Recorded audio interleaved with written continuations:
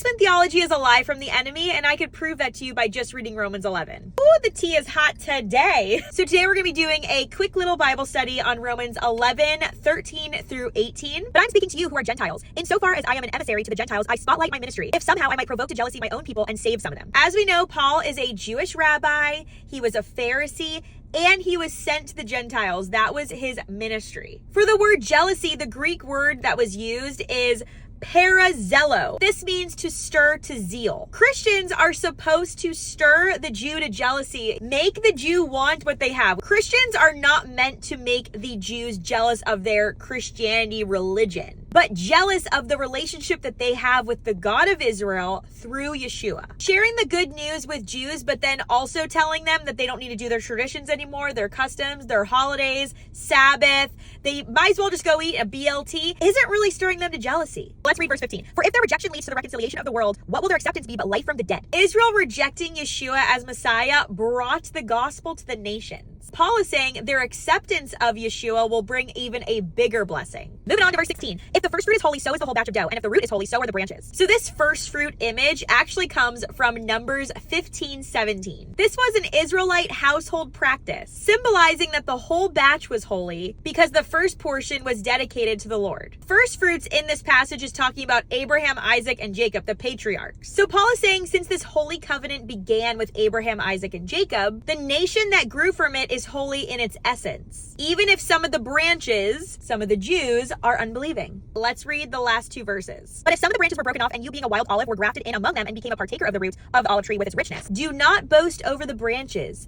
But if you do boast, it is not you who support the root, but the root supports you. Oh, snap. This is the famous olive tree metaphor. The olive tree represents Israel. In the verse, some of the branches, this is talking about the Israelites that rejected Yeshua as Messiah. They were temporarily removed from the covenantal blessings. So let's talk about agriculture real quick. Normally, farmers will graft cultivated branches into wild rootstock to improve the wild tree. But in this verse, Paul is saying the wild branches, or the Gentiles, are grafted into the cultivated tree, Israel. This is showing God's grace and initiative. God chooses to include the Gentiles. He didn't just cut down the cultivated tree and grow a new tree. Paul warns Gentiles, do not boast. Do not look down on the Jewish people. God including the Gentiles in the olive tree is a gift. It is not an achievement on their part. This is saying if you boast, remember how dependent you are. The root, aka the covenant with Israel, supports you.